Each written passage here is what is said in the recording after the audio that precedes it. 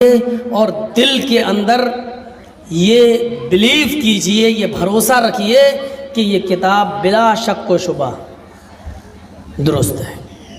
اس کتاب کے اندر شک اور شبہ کرنے کی کوئی گنجائش نہیں ہے۔ چیونٹی کے سر کے برابر بھی اور مچھر کے پر کے برابر بھی اگر کسی نے اس کتاب کے بارے میں، قرآن کے بارے میں شک کیا تو وہ دائرہ اسلام سے خارج ہے، وہ مسلمان نہیں ہے، وہ مومن نہیں۔ اس لیے قرآن کریم کو جب آپ پڑھنے کے لیے بیٹھیں، اس کی تلاوت کرنے کے لیے بیٹھیں، تو یہ دل میں یقین ہونا چاہیے کہ یہ وہ کتاب ہے کہ جس کے اندر رائی کے دانے کے برابر بھی شک کرنے کی کوئی گنجائش نہیں ہے۔ یہ اللہ کا کلام ہے اور اس کا ایک ایک حرف بلکہ ایک ایک نقطہ اللہ تبارک و تعالیٰ کی طرف سے نازل ہوا ہے۔ یہ عقیدہ ہونا چاہیے، شک نہیں، ذرہ برابر بھی نہیں۔ جو لوگوں نے شک کیا، اللہ تبارک و تعالیٰ نے ان کو کھلے ہوئے چیلنج دیے ہیں۔ قرآن پڑھ جائیے، عرب کے کافرین تو یہاں تک کہتے تھے کہ یہ کتاب تو محمد و رسول اللہ اور اس کے ساتھیوں نے، محمد اور اس کے اصحاب نے، محمد اور ان کے صحابہ نے بنا لی ہے، اپنی طرف سے گڑھ لی ہے۔ تو اللہ تبارک و تعالیٰ نے وہاں ان کو چیلنج کیا کہ تم بھی ہمارے بندے ہو اور محمد رسول اللہ بھی ہمارے بندے ہیں۔ وہ محمد صلی اللہ علیہ وسلم جو پیدا ہوئے تو اس دنیا میں ان کا باپ نہیں، پیدا ہونے سے 2 مہینے پہلے باپ کا انتقال ہو گیا۔ 6 سال کے ہوئے تو ان کی ماں بھی ان کو چھوڑ دی، چل بسیں چھوڑ کر۔ 8 سال کے ہوئے تو دادا بھی اس دنیا سے چل بسے۔ وہ شخص جو یتیم ہی نہیں بلکہ در یتیم ہو، جس نے پیدا ہوتے ہی آنکھ کھولتے ہی اپنے باپ کا چہرہ نہ دیکھا ہو، اور 6 سال کی عمر میں ماں کا سایہ بھی اٹھ گیا ہو، اور 8 سال کی عمر میں دادا بھی جس کا اس دنیا سے رخصت ہو گیا ہو، اس نے زندگی کے آگے مراحل کیسے طے کیے ہوں گے؟ کسی کے سامنے جس نے زانوے تلمس طے نہ کیا ہو، الف با تا سا کسی مدرسے میں نہ پڑھا ہو، کسی یونیورسٹی میں تعلیم حاصل نہ کی ہو، وہ شخص جو بالکل اس طریقے سے رہا جیسے ماں کے پیٹ سے پیدا ہونے والا بچہ امی کہلاتا ہے، وہ بالکل امی، وہ شخص یہ کتاب کیسے بنا سکتا ہے؟ یہ کتاب کیسے گڑھ سکتا ہے؟ قرآن کریم کیسے اس کی آیتیں کیسے بنا سکتا ہے؟ اور اگر یہ بنا سکتا ہے تو تم بھی تو میرے بندے ہو، پھر تمہیں بنانے میں کیا اعتراض؟ بناؤ، لاؤ۔ اور یہاں چیلنج دیتا ہے اللہ تبارک و تعالیٰ، وَإِن كُنتُمْ فِي رَيْبٍ مِّمَّا نَزَّلْنَا عَلَىٰ عَبْدِنَا فَأْتُوا بِسُورَةٍ مِّن مِّثْلِهِ وَإِن كُنتُمْ فِي رَيْبٍ مِّمَّا نَزَّلْنَا عَلَىٰ عَبْدِنَا فَأْتُوا بِسُورَةٍ مِّن مِّثْلِهِ۔ اے عرب کے کافرو، اگر تمہیں اس کتاب کے بارے میں جو میں نے اپنے بندے جناب محمد رسول اللہ صلی اللہ علیہ وسلم پر اتاری ہے، یہاں اللہ تعالیٰ نے علی عبدنا کہا ہے، جو ہم نے اپنے بندے پر اتاری ہے، نہ تو علی نبینا کہا ہے، نہ علی رسولنا کہا ہے۔ یہاں پر نہ نبی نہ رسول بلکہ ایک لفظ استعمال کیا، بندہ۔ ہم اور آپ بھی اللہ کے بندے ہیں، محمد بھی ہمارے صلی اللہ علیہ وسلم کون تھے؟ بندے۔ جب میرا ایک بندہ بنا سکتا ہے جیسا کہ تم کہہ رہے ہو، تو تم بھی تو میرے بندے ہو، پھر تم کیوں نہیں بنا سکتے ہو؟ اگر وہ ایک عام آدمی جس نے پیدا ہوتے ہی باپ کو نہ دیکھا ہو، ماں کو نہ 6 سال کی عمر میں ماں کھو دی ہو، 8 سال کی عمر میں باپ دادا کا سایہ اٹھ گیا ہو، جس نے پڑھائی لکھائی کچھ نہ کی ہو، اگر وہ بنا سکتا ہے تو تم کیوں نہیں بنا سکتے؟ علی عبدنا، جو ہم نے اپنے بندے جناب محمد رسول اللہ پر جو کتاب اتاری ہے، نازل کی ہے، اگر تمہیں اس کتاب کے بارے میں شک ہے، فَأْتُوا بِسُورَةٍ مِّن مِّثْلِهِ تو جاؤ، چیلنج ہے، تم اس قرآن کریم کی صورتوں کی میں سے ایک صورت کے مثل کوئی صورت بنا کے لے. علماء بیٹھے ہیں جانتے ہیں بصورت نکرہ استعمال کیا ہے, کوئی چھوٹی سے چھوٹی صورت ہی جیسی بنا لاؤ. سورہ بقرہ کی طرح 2.5 پارے کی لمبی چوڑی صورت نہیں, اتنی لمبی چوڑی صورت بنانے میں تو تمہاری نانی مر جائیں گی.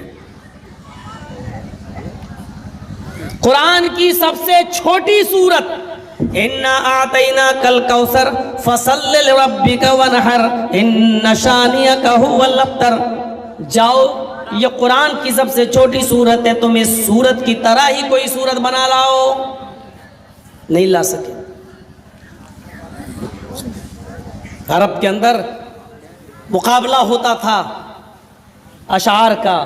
ایک شاعر کوئی شعر لکھتا تھا کعبے کی دیوار پر, دوسرا شاعر اس سے اچھا شعر لکھ کر داد لے لیا کرتا تھا, اور جو کسی شاعر کا جواب نہ دے پائے اپنے شعر کے ذریعے اس کو ایوارڈ دیا جاتا تھا کہ نہیں ان کا شعر وزندار ہے, کسی نے اس کا جواب نہیں دیا.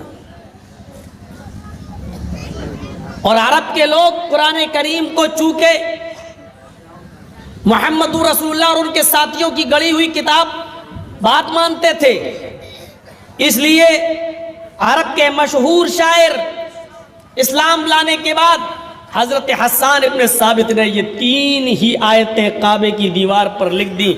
اِنَّا أَعْطَيْنَاكَ الْكَوْثَرَ فَصَلِّ لِرَبِّكَ وَانْحَرْ إِنَّ شَانِئَكَ هُوَ الْأَبْتَرُ, اور نیچے لکھ دیا حسان ابن ثابت, یعنی یہ اشعار حسان ابن ثابت نے لکھے ہیں.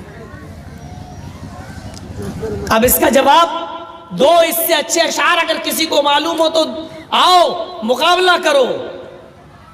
کسی کے پاس جواب نہیں تھا, اس کا کیا جواب دیں؟ یہ کیسے اشعار ہیں؟ اِنَّا أَعْطَيْنَاكَ الْكَوْثَرَ, لاسٹ میں رے آ رہا ہے. فَصَلِّ لِرَبِّكَ وَانْحَرْ, اس میں بھی رے آ رہا ہے, وزن تو ٹھیک بیٹھ رہا ہے.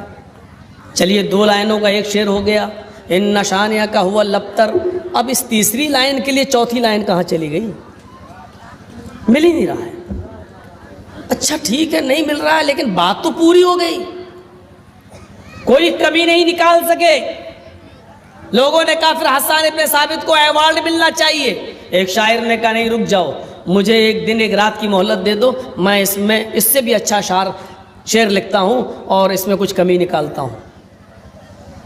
پورا دن گزر گیا, پوری رات گزر گئی, یہی سوچتا رہا اس میں کوئی نہیں, اپنی ہی لائن میں پھنس جاتا تھا, کچھ نہ کچھ کرتا تھا, اب پھنس جاتا تھا. نہیں, صبح ہو کر جب لوگ خانہ کعبہ میں گھستے ہیں دیکھتے ہیں وہی 3 لائنیں تو لکھی ہوئی ہیں, لیکن نیچے 1 لائن کا اور اضافہ ہو گیا ہے. لوگوں نے پوچھا اس شاعر سے تمہیں کچھ کمی ملی؟ کہا نہیں 3 لائنیں تو ٹھیک ہیں, چوتھی لائن کی کمی تھی وہ میں نے اپنی طرف سے پوری کر دی. کہا چوتھی لائن کی کمی تھی؟ کہاں وزن نہیں بیٹھ رہا تھا, میں نے وزن بٹھا دیا ہے. کہا کیا وزن بٹھایا؟ کہا پڑھ لو. جیسی لوگوں کی نظر گئی تو کیا دیکھتے ہیں کہ 3 لائنیں تو ٹھیک لکھی ہوئی ہیں, اِنَّا أَعْطَيْنَاكَ الْكَوْثَرَ فَصَلِّ لِرَبِّكَ وَانْحَرْ إِنَّ شَانِئَكَ هُوَ الْأَبْتَرُ. تم نے کیا کیا؟ اس شاعر نے کہا میں نے نیچے 1 لائن لکھ کر اپنی کمزوری کا اعتراف کیا ہے, اِنَّا أَعْطَيْنَاكَ الْكَوْثَرَ فَصَلِّ لِرَبِّكَ وَانْحَرْ إِنَّ شَانِئَكَ هُوَ الْأَبْتَرُ. نیچے لکھ دیا ما ھذا کلام البشر. یہ اوپر والی 3 لائنیں حسان ابن ثابت کی نہیں ہیں, یہ کسی انسان کا کلام ہو ہی نہیں سکتا ہے. حسان ابن ثابت جھوٹ بول رہے ہیں, وہ کہتے ہیں کہ یہ اشعار میرے ہیں. میں یقین کے ساتھ کہہ سکتا ہوں, دعوے کے ساتھ کہہ سکتا ہوں, پورے چیلنج کے ساتھ کہہ سکتا ہوں یہ حسان ابن ثابت کے اشعار نہیں ہے. یہ کوئی انسان کلام بنا ہی نہیں سکتا ہے. اس عرب کے اس شاعر نے اپنی کمزوری کا اعتراف کرتے ہوئے نیچے لکھ دیا ما ھذا کلام البشر, یہ کسی انسان کا کلام نہیں ہے, ہیں. جیسے حسان ابن ثابت نے یہ سنا فوراً پڑھتے ہوئے آئے تنزیل من رب العالمین. تم نے بالکل ٹھیک کہا ہے, یہ اوپر والی تینوں لائنیں اللہ رب العالمین کی طرف سے نازل ہوئی ہیں. تم تو یہ کہتے تھے یہ کتاب, یہ کلام, یہ قرآن محمد اور ان کے ساتھیوں نے اپنے پاس سے اپنی طرف سے بنا لیا ہے, لیکن اب تو تمہارے شعراء اس بات کا اعتراف کر رہے ہیں کہ یہ اللہ کا کلام ہے, کسی انسان کا نہیں ہے, کوئی بنا ہی نہیں سکتا.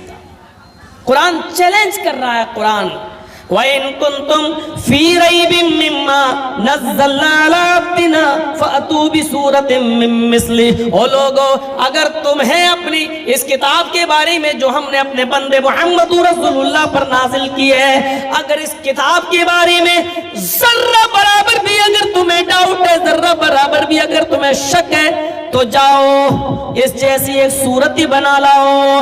اور آگے کہہ دیا وَادْعُوا شُهَدَاءَكُمْ. اکیلے نہیں, اپنے سارے حمایتیوں کو, سارے چیلے چپاٹوں کو, سارے یاروں کو, دوستوں کو بھی اس میں جمع کر لو, اپنے سارے ساتھیوں کی مدد بھی لے لو. تمہارے جتنے ہیلپرز ہوں ان تمام ہیلپرز کو بلا لو, ان تمام معاونین کو بلا لو, ان تمام حمایتیوں کو بلا لو, ان کی مدد بھی لے لو. سب مل جائیں پھر بھی ایک صورت نہیں بنا سکتے. ایک دو نہیں, سب مل جائیں ایک صورت نہیں بنا سکتے. ارے یہاں کے یہودی نا انگلش بولتے ہیں اور ہندی بولتے ہیں, لیکن عرب ممالک میں چلے جائیے آپ, اسرائیل میں یہودی ہے وہ تو عربی بولتے ہیں. آپ اور فلسطین میں چلے جائیے, وہاں کے یہودی تو عربی بولتے ہیں. آپ اور بھی عرب ممالک میں جائیے جہاں آج بھی یہودی اور عیسائی رہتے ہیں, وہ تو عربی بولتے ہیں, ان کی لینگویج تو عربی ہے. عربی بولنے کے باوجود آج بھی قرآن کا یہ چیلنج 1400 سال کے بعد اپنی جگہ پر اٹل ہے. وہ عربی بولنے والے یہود و نصارہ آج بھی قرآن کریم کی اس آیت کے چیلنج کو قبول کرنے سے قاصر ہیں, نہیں کر پاتے ہیں, اور قرآن کی طرح کوئی دوسری صورت نہیں بنا سکتے, آیت کی طرح نہیں. کہیں کہیں اللہ تعالیٰ نے یہ بھی کہہ دیا سورت بھی چھوڑو, ایک آیت ہی بنا لاؤ, نہیں بنا پائیں گے, نہیں لا سکتے.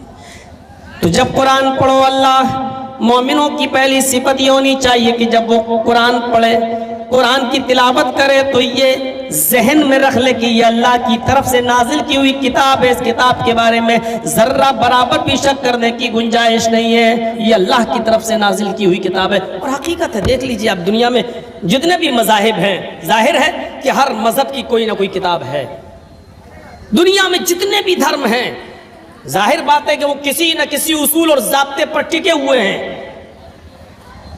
سکھ ایک ازم ہے, اور اب اپنے آپ کو وہ ایک دھرم کہتے ہیں. ان کی بنیاد گرو گرنتھ پر ٹکی ہوئی ہے. جینیوں میں چلے جاؤ جو ایک ازم ہے, لیکن اب وہ ہندو دھرم سے ہٹ کر اپنے آپ کو ایک دھرم مانتے ہیں. چلے جائیے آپ, ان کی بنیاد جین شاستر پر ٹکی ہوئی ہے. عیسائیوں میں چلے جاؤ, ان کی بنیاد بائبل پر ٹکی ہوئی ہے. یہودیوں میں چلے جاؤ, ان کی بنیاد تورات پر, اولڈ ٹیسٹامنٹ پر ٹکی ہوئی ہے. بدھسٹوں میں چلے جاؤ, وہ بھی بدھ ازم میں یقین اور بلیف کرتے ہیں.